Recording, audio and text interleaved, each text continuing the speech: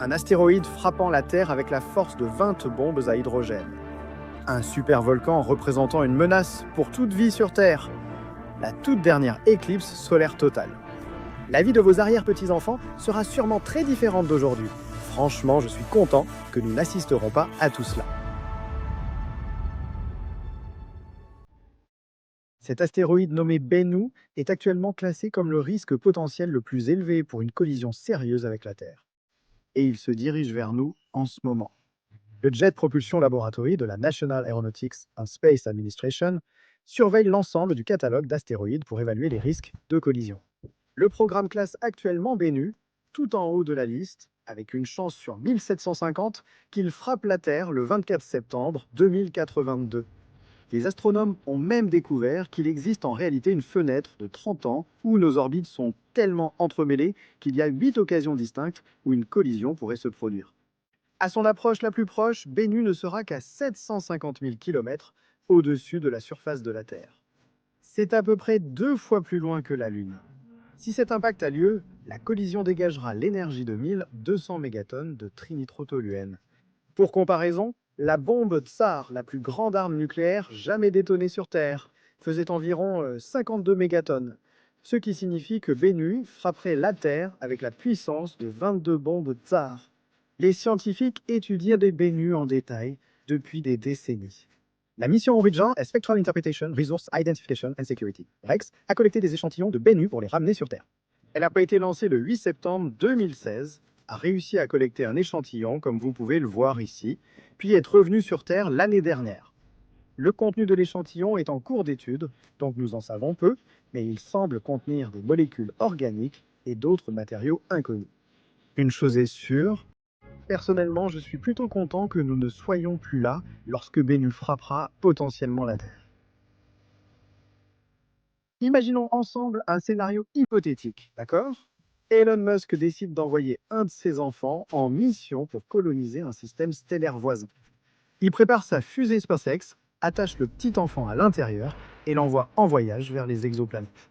Mais cette exoplanète est en réalité cachée de la Terre, qu'ils perdent toute communication avec la maison. Leur fusée est en panne et ils sont obligés de survivre par leurs propres moyens. Son enfant vit là-bas sur la planète, construit sa propre petite maison et fonde sa propre famille. Il passe des générations à réparer la fusée et à faire des recherches jusqu'à ce qu'un millier d'années plus tard, il soit enfin prêt à monter à bord et à retourner sur Terre. Ils font ce voyage de retour, arrivant 1000 ans après que ce premier soleil ait quitté la planète. Et enfin, ils établissent un set des communications avec d'autres humains. Mais quelque chose d'étrange se passe. Ils ne peuvent pas se comprendre, même s'ils affirment tous les deux parler anglais. Mais comment cela est-il possible? Si je vous montre ce document, pouvez-vous le lire? Probablement non, car c'est une autre langue. Mais que diriez-vous si je vous disais que c'était de l'anglais? Écrit en 616, l'anglais ne ressemble alors presque en rien à la langue actuelle. Même il y a seulement 100 ans, l'anglais était vraiment différent de ce qu'il est aujourd'hui. Vous le sauriez si vous aviez lu des livres de cette époque en cours d'anglais au lycée. Coopérer et zoologiste s'écrivait ainsi autrefois. Diarrhée s'écrivait avec des ligatures comme ceci, et la capitale du Japon était, Tokyo, et s'écrivait T-O-K-I-O. Pour cette raison, de nombreux linguistes ont suggéré que l'anglais et la plupart des autres langues dans le monde n'existeront plus dans 1000 ans. Toutes les langues telles que nous les connaissons aujourd'hui disparues à jamais. C'est fou d'y penser.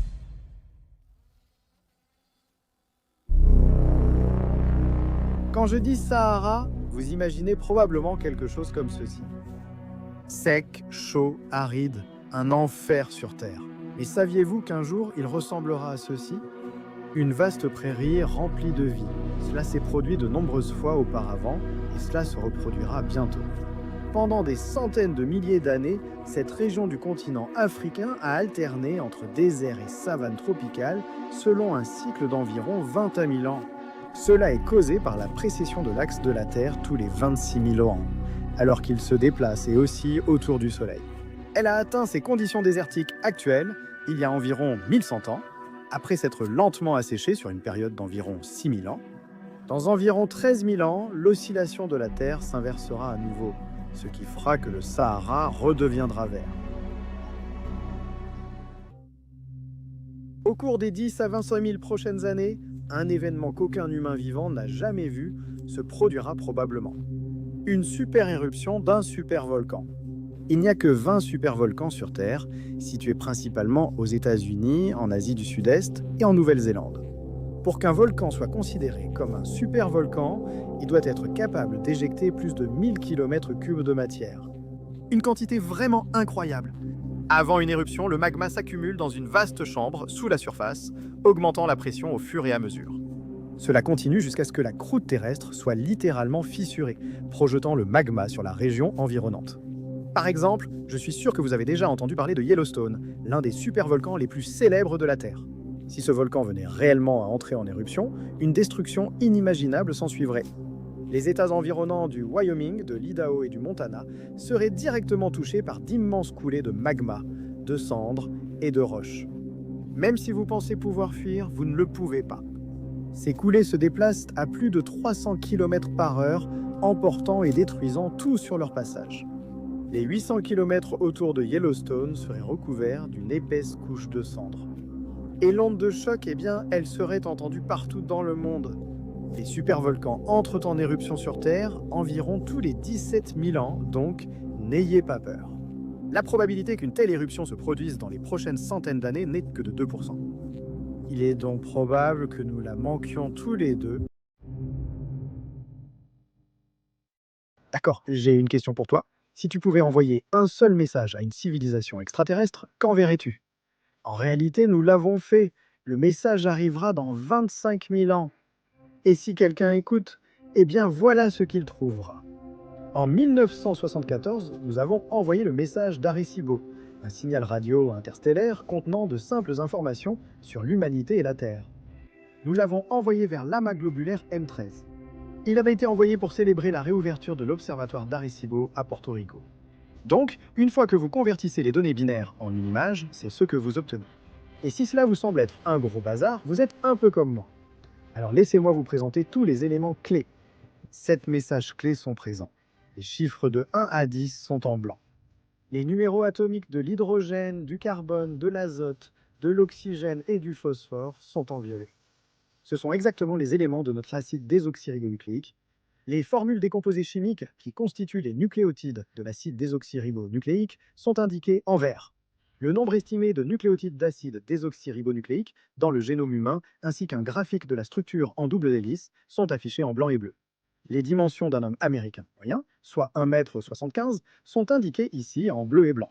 Un graphique montre un être humain et la population mondiale d'environ 4 milliards à l'époque est indiquée en bleu. Voici un graphique de notre système solaire, incluant Pluton avant sa rétrogradation. Et la Terre se distingue par le fait qu'elle est surélevée vers l'humain.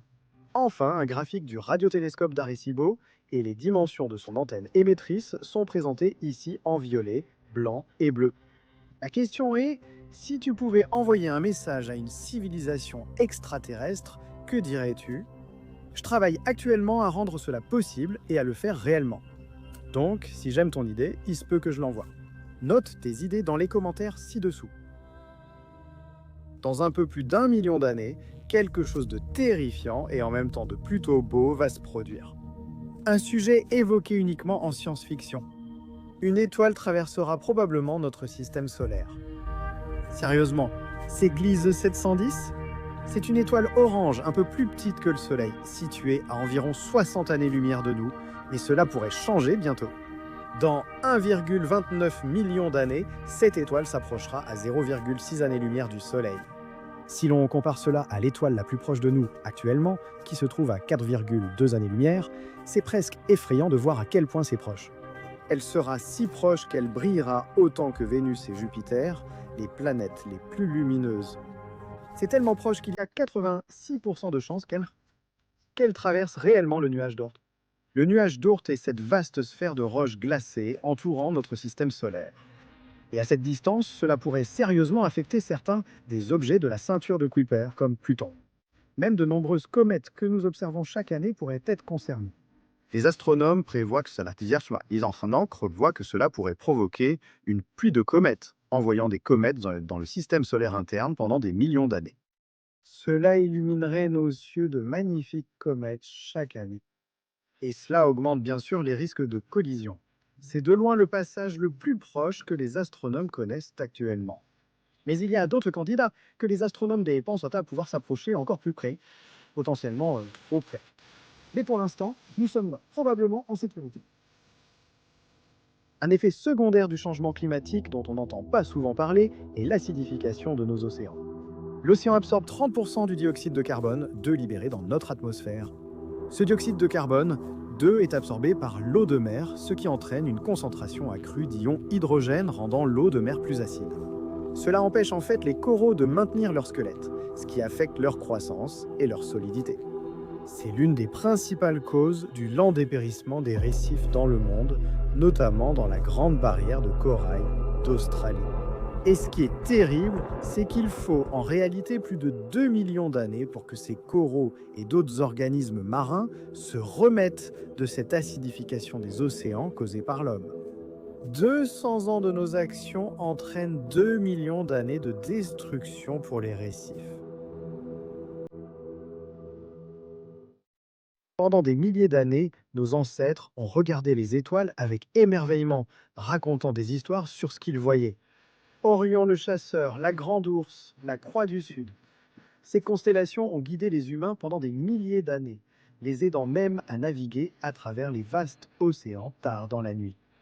Mais dans 5 millions d'années, aucune des constellations que nous voyons aujourd'hui n'aura survécu. Lorsque vous êtes dehors la nuit à regarder les étoiles, il est facile de penser que ces étoiles sont simplement fixes, immuables. Mais ce n'est pas vrai. Elles se déplacent en réalité dans l'espace à des centaines de kilomètres par seconde, comme notre Soleil. Depuis 2014, la mission Gaïa de l'Agence spatiale européenne suit la position des étoiles de la Voie lactée avec une précision inégalée. Et en utilisant ces données, ils ont créé cette véritable vidéo montrant comment les étoiles dans notre ciel vont se déplacer au cours des 5 prochains millions d'années. Les constellations vont errer, laissant nos histoires dans le passé. La Grande Ourse et Orion le chasseur resteront comme de lointains souvenirs. Nous allons vraiment loin dans le futur. Dans 225 millions d'années à partir de maintenant, nous aurons enfin accompli une orbite complète autour de notre galaxie, la Voie lactée. Ceci est connu sous le nom d'année galactique. Bien que nous orbitons assez rapidement à 230 km par seconde, il nous faut tout de même 225 millions d'années terrestres pour accomplir une orbite complète. Depuis la formation de notre planète, la Terre a déjà effectué ce voyage 20 fois, mais jamais avec des humains à son bord. Mais nous n'étions pas sur un plan aussi plat. En réalité, nous voyageons plutôt comme ceci, inclinés à un angle de 60 degrés. Si vous preniez simplement une feuille de papier chaque jour et que vous les empiliez les unes sur les autres pendant toute une année, soit 365 jours, vous obtiendriez une pile qui ressemblerait à peu près à ceci. Et c'est la distance à laquelle la Lune s'éloigne de la Terre chaque année. C'est environ 0,1 mm chaque jour, presque 5 cm en seulement un an. Les interactions de marée avec la Terre sont dues à l'attraction gravitationnelle de la Lune, qui crée des renflements des deux côtés de la Terre. Mais comme la Terre tourne dans la même direction que l'orbite de la Lune, le renflement fait que la Lune accélère très légèrement, ce qui la fait s'éloigner petit à petit. Même si 5 cm paraissent peu sur des millions d'années, cela finit par compter. Dans 650 millions d'années, cela aura deux conséquences majeures. Un jour sur Terre durera 24 heures et 18 minutes à cause du ralentissement progressif de la rotation terrestre dû à l'éloignement de la Lune. Plus important encore, la dernière éclipse solaire totale aura lieu. Au-delà de ce point, la Lune paraîtra trop petite pour cacher entièrement le Soleil. La Lune est 400 fois plus proche de la Terre que le Soleil et aussi 400 fois plus petite.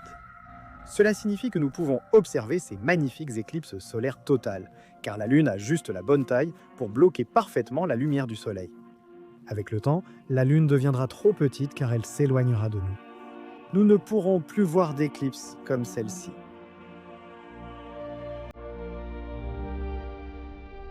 Enfin, dans 1,5 milliard d'années, quelque chose de vraiment étrange va se produire. La tectonique des plaques, responsable de la création des vastes chaînes de montagnes à travers le monde, des tremblements de terre, des éruptions volcaniques et de la formation de nouvelles terres, ces plaques tectoniques cesseront de bouger. C'est en fait vrai. Finalement, le manteau de la Terre se sera tellement refroidi qu'il empêchera les plaques tectoniques de dériver davantage. Et les conséquences seront horribles. Le cycle du carbone s'arrête, affectant la vie sur Terre. Les continents ne bougent plus, empêchant la formation de nouveaux continents. Le vent et les intempéries éroderont lentement les montagnes terrestres sur des millions d'années, rendant les terres très plates. Cela pourrait même entraîner la Terre à redevenir un monde océanique avec le temps. La planète entière recouverte d'un océan froid. Personnellement, je suis content de ne pas être là pour voir ce jour.